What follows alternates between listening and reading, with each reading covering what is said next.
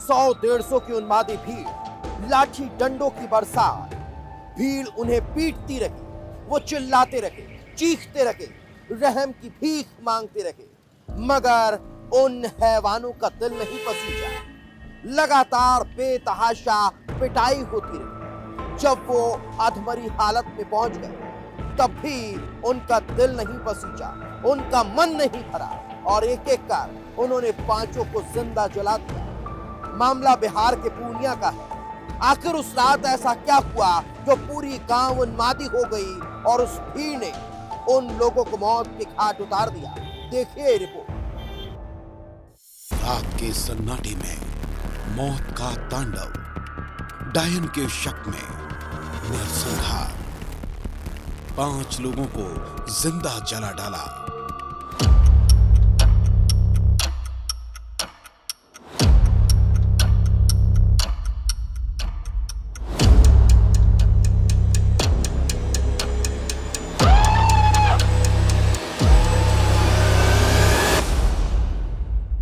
तारीख 7 जुलाई, वक्त सुबह 5 बजे, जगह पूर्णिया, बिहार।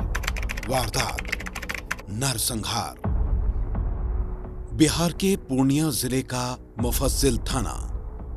सुबह होने वाली थी। पुलिसकर्मी ड्यूटी खत्म कर घर जाने की तैयारी में थे, लेकिन उन्हें अंदाजा नहीं था कि ऐसा कुछ होने वाला है कि पूरा बिहार हिल जाएगा। एक नाबालिग थाने पहुंचता है। वो डरा था, सहमा हुआ था, हाथ पैर कांप रहे थे, आंसुओं की धार लगी थी, उसकी आवाज नहीं निकल रही थी। पुलिस भी हैरान थी कि आखिर इस बच्चे के साथ हुआ क्या है। क्या कोई अनहोनी हुई है? पुलिस का अंदाजा गलत नहीं था, क्योंकि जो बच्चे ने बताया उससे पूरा थाना हिल गया।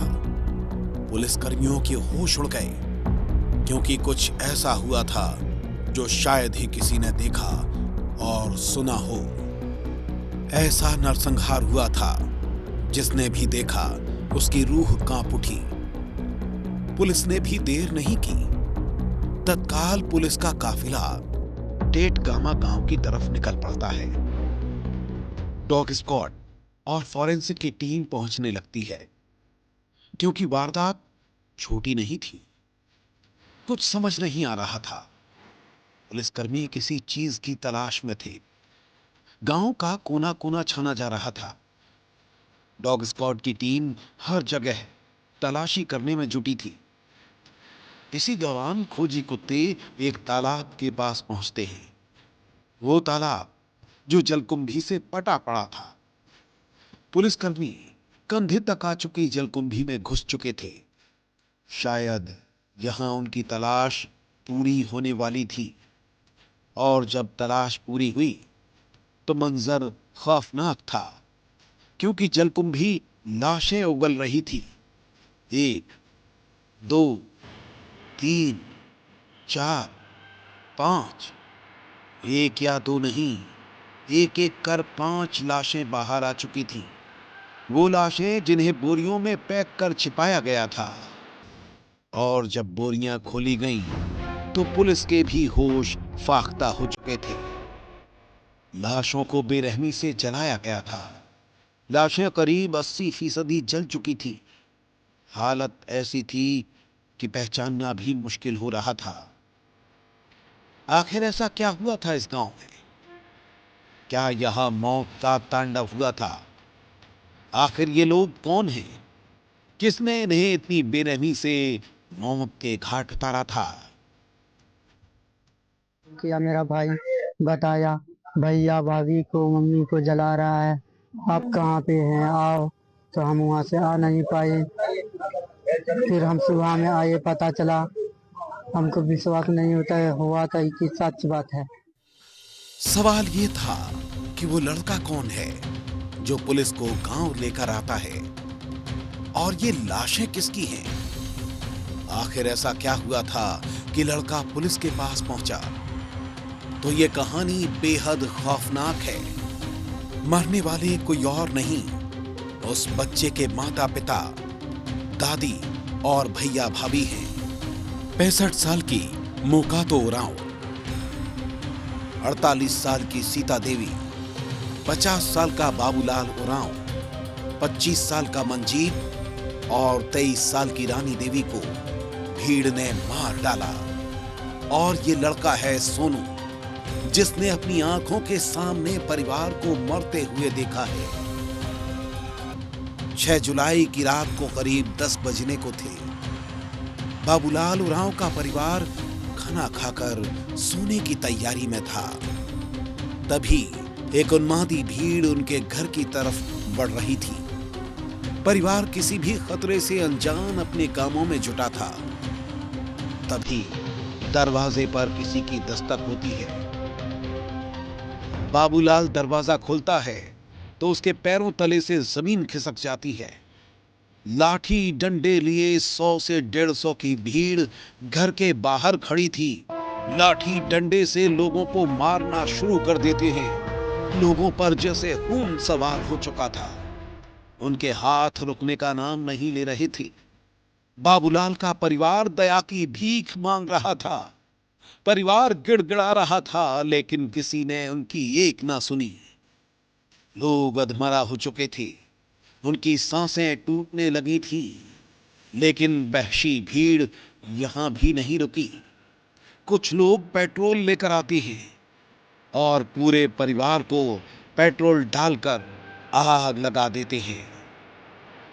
लोगों की तड़प तड़प कर मौत हो जाती है।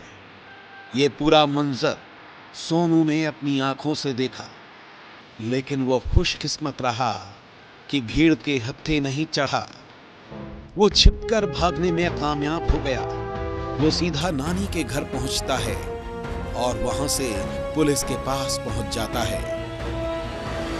कौन मारा है? आदमी सब मारा। कौन आदमी सब? के वो आदमी गांव था? का मिलकर कितना आदमी था? 50 आदमी। हाँ। क्या बोल के मारा? काहे मारा? डायन बोल के मारा। किसको डैन बोलता था वो लोग? मम्मी सबको। मम्मी सबको? हाँ। तो क्या हुआ कल रात अचानक से? कितने बजे वो लोग सब आ गया? 10 बजे। आ गया सब लोग? हाँ। क्या करने लगा वो लोग फिर? मारने लगा। किस चीज़ से? बांस से। बांस वगैरह से? हाँ। सबको मार। फिर वहाँ पे क्या क्या देखे तुम क्या देखे? कपार उपार फोड़ दिया सबका? हाँ। 5 लोगों को।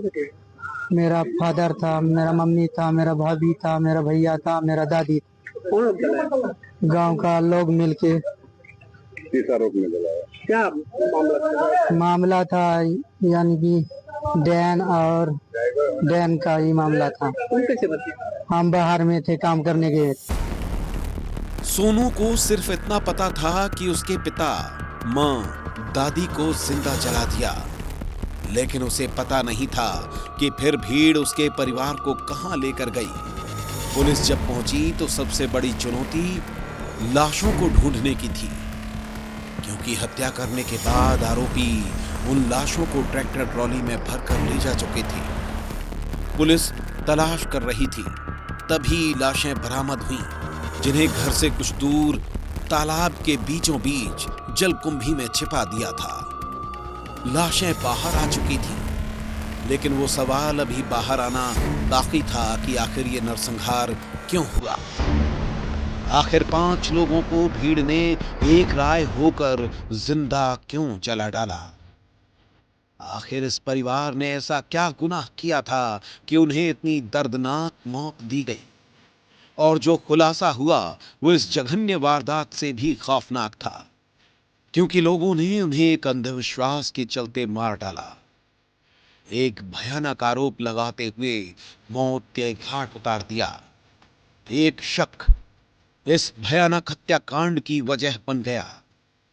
दरअसल आदिवासियों के टेटगामा गांव में रहने वाले बाबूलाल उरांव की मां मोकातो देवी झाड़ फूंक का काम करती थी।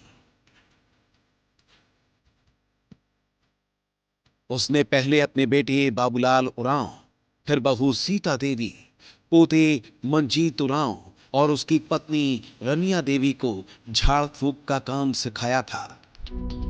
बाबूलाल के परिवार से दूर दूर के लोग झाड़ फूंक कराने उसके घर पहुंचते थे, लेकिन गांव के लोगों को यह खटकता था।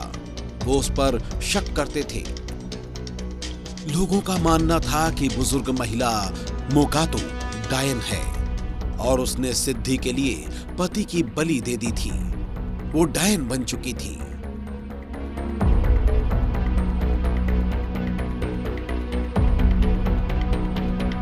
और शक के चलते उस रात भीड़ ने डायन का आरोप लगाते हुए मोकातो देवी और उसके पूरे परिवार को मार डाला।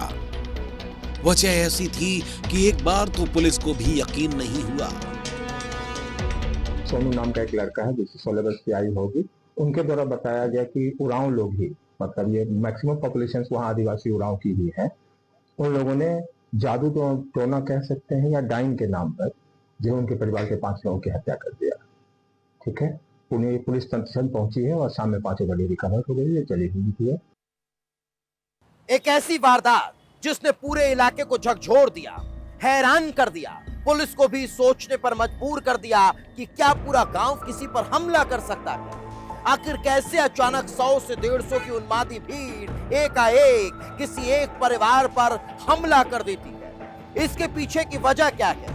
क्या ये किसी साजिश का हिस्सा है जो एक साथ पूरा गांव किसी एक परिवार पर हमला कर देता है? कहीं ये किसी साजिश का हिस्सा तो नहीं था? कहीं इसके पीछे की वजह कुछ और तो नहीं थी? और एक सवाल ये भी कि कौन इस परिवार के खिलाफ पूरे गांव वालों को भड़का रहा था? देखिए ये रिपोर्ट।